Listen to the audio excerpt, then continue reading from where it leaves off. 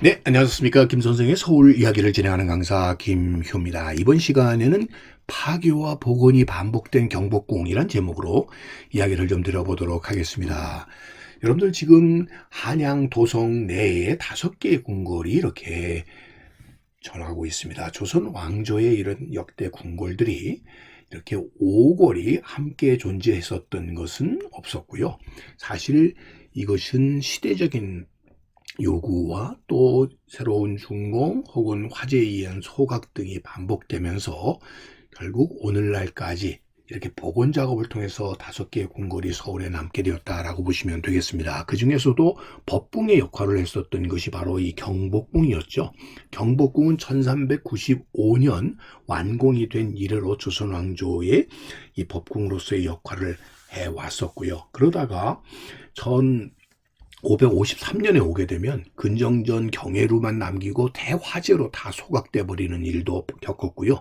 1592년에 임진왜란 당시에 또 한 번 화재가 일어나게 되었고, 이것이 재복원되게 되는 것은 이 조선 말기에 와서 고종 때에 와서의 일이죠. 1865년에서 7년 사이에 중건이 될 때까지는 결국 이 경복궁은 소각된 채 방치돼 있었다, 이렇게 보시면 되겠습니다. 바로 이 기간이 그러했었고요.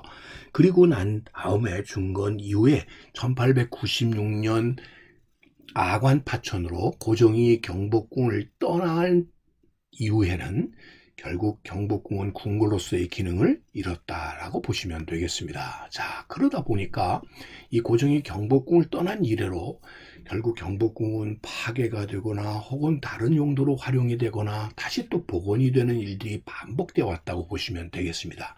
특히 일제강점기에 오게 되면 조선 자체를 지우고 이것을 하나의 공헌하는 작업들이 진행이 되었던 것이죠. 특히나 조선 총독부는 자신들의 식민 통치 업적을 자랑하고 그 위세를 과시하고자 이 경복궁 내에서 1년에 이런 전시회가 진행이 되게 됩니다. 그 결과로 1915년 조선물산공진회가 개최가 되었고요. 또 1929년도에 조선 박람회가 열리게 되는데, 이 50일 동안에 이 경복궁 내에서 이런 박람회가 개최되는 이 2차례의 박람회로 인해서 경복궁은 완전히 훼손이 돼버리게 됩니다.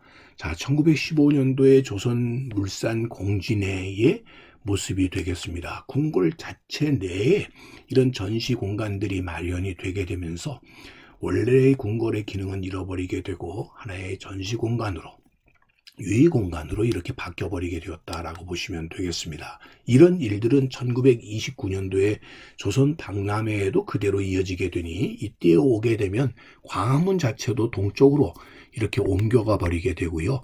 그 앞에는 조선 총독부 건물이 우람하게 들어서게 되고, 그 주변 지역에 이런 박람회 공간들이 마련이 되면서 기존의 전통적인 건물에 비해서 새로 이루어지는 이런 근대 건축들과 비교가 되어서 결국 일본의 식민지 지배의 우위를 드러내기 위한 하나의 전시회가, 전람회가 이렇게 대대적으로 개최가 되었다라고 보시면 되겠습니다.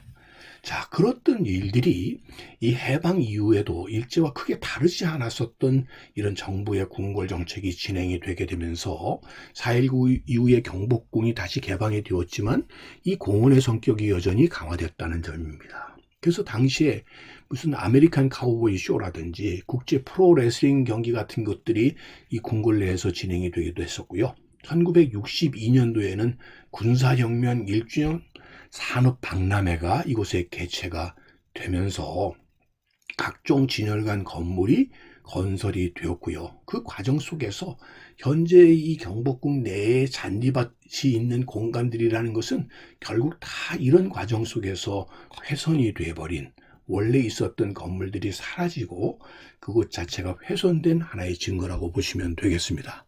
심지어는 이 경회로 동쪽에 골프장을 만들려는 시도가 있었을 정도의 상황이 연출되기도 했었던 것이죠. 그러다가 1962년도 11월부터는 이것이 행정의 공간으로 활용이 되었고, 경복궁 내에 삼식 경비단 등이 들어서게 되면서 민간인의 출입도 이렇게 제한이 되게 되었다가 그 뒤 1968년도를 전후한 시기에 오게 되면 경복궁을 민족의 무슨 얼을 살리는 교육공간으로 삼는다 해서 국립박물관이니 민속박물관 같은 것들이 집중되게 설치가 되었고, 그 중에 한 예가 국립민속박물관이 지금도 그 역할을 그 공간에서 하고 있는 것이죠. 자, 1990년대에 들었으면서 드디어 이제 구조선 총독부 형사가 철거가 되고 군사시설은 이동을 하고 복원이 본격화되어서 오늘날 근 30주년에 이르게 되었다라고 보시면 되겠습니다. 자, 이 5.16 혁명 1주년 기념을 했던 산업박람회와 관련된 이 사진집의 모습이 되겠고요.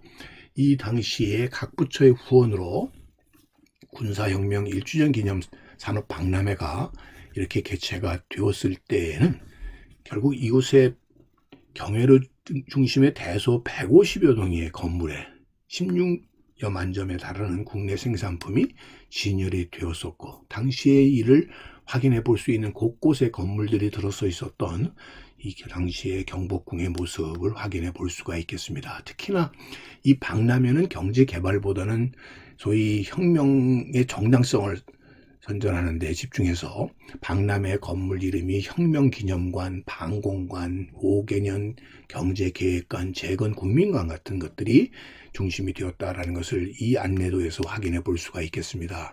자, 당시에 이런 건물 전시관들이 들어서 있었던 당시의 경복궁 내의 모습을 이렇게 확인해 볼 수가 있겠습니다.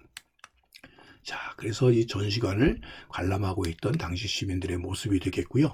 특이한 것은 무슨 미스, 미스터 산업 선발대회 등으로 이런 근로의 미를 과시하는 이런 행사들이 행해지기도 했었던 것이죠. 그러다가 90년대 중반에 와서 소위 구조선 총독부 건물 자체를 이렇게 철거함으로써 결국 경복궁의 복원 작업이 획기적으로 이렇게 추진되게 된 것이죠. 그 결과로 이제 원래 경복궁의 모습을 복원하기 위한 이런 관련 복원과 결국 발굴 작업들이 계속 추진되게 돼서 오늘날 경복궁 발굴 복원의 30주년이 이르게 되었다라고 보시면 되겠고요.